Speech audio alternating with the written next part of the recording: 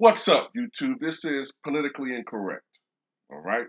So before I go further in this video, I want to give a shout out to one of my subscribers who also happens to be in a community chat group of mine. And he put up these numbers, which pretty much just proves the concerns and I guess fears a lot of us have when it pertains to our voices not being heard, our concerns not being of any type of priority with our so-called allies, and generally because of this, our safety is threatened. So, new numbers have come out as far as hate crimes, official hate crimes being committed per race. And last year, there were 274 crimes committed against Asian Americans strictly because of their race or aimed at them because they were Asian.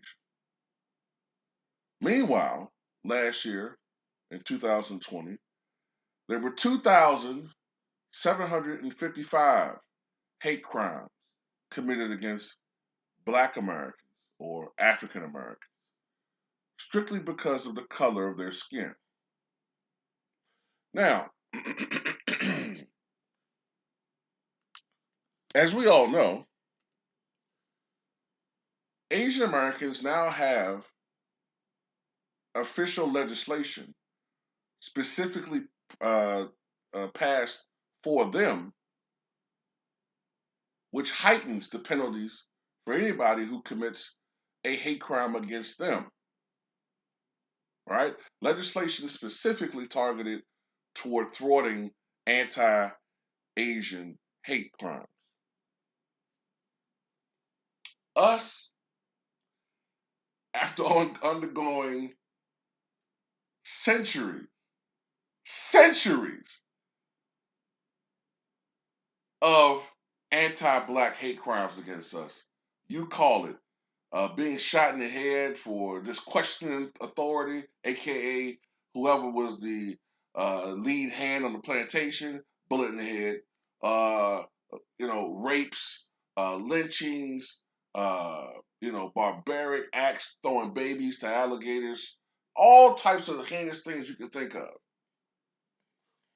You know, being dragged miles until you're, dismembered for being black. All these different things, right? No actual federal legislation has been placed specifically to thwart anti-black crime. Now, I want to go further into my point here. These numbers are considering the fact that last year was the peak of that. Last year was the peak, being that a lot of people in this country were blaming Asians for what was going on, right? They were doing that. So, yeah, there was an uptick in that.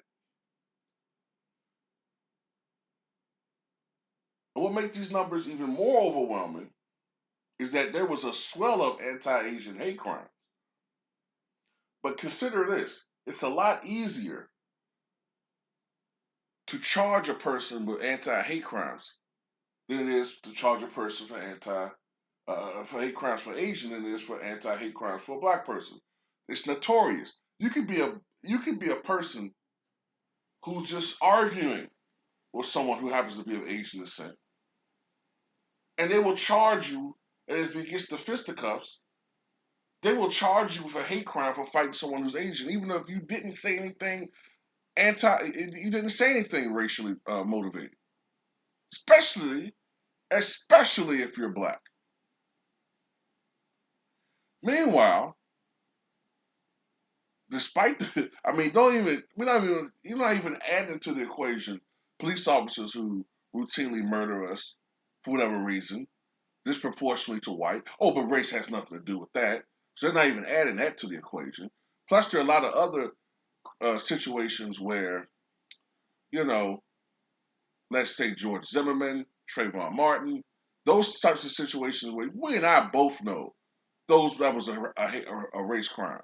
Okay, situations like the hate crime to a black American or black person, but that doesn't go down because he was acquitted. But then a lot of times these types of situations aren't even considered hate crimes. So the true number is probably 3 times bigger than that, at least. At least. No legislation for us. As a matter of fact, whenever we talk about this, they go to their standard go-to argument. Well, you guys need to be worrying about your own situation, black on black crime, because they see us as nothing but criminals. Everything that we have an issue with, well, it could be solved if we were just, uh, you know, we need to take care of our own problem before we start complaining about anything. As a matter of fact, magically, folks, magically, not only are we supposedly just killing each other, but somehow, some way, we're crossing town and city lines and causing all types of ruckus and mayhem in white communities, and they've made us the face of anti-Asian crime. We don't even live in their communities. Most Asian Americans live either in their communities or with white people. They don't live around us, but somehow, some way, they made us the face of anti-Asian hate crimes. And let's not forget that legislation had bipartisan support, meaning that Republicans, as well as our so-called allies, Democrats, signed that bill into law. So that's why I say again and again, fuck both parties, but especially the Democratic Party because they try to pretend that they're our friends. I'd rather have someone tell me straight up, fuck you, I don't like you, rather than somebody grip my face and always stab me in the back. They're that friend in high school that always claim they got your side, but when you're not around, they talk about you to everybody else. That's the Democratic Party to me. Fuck them.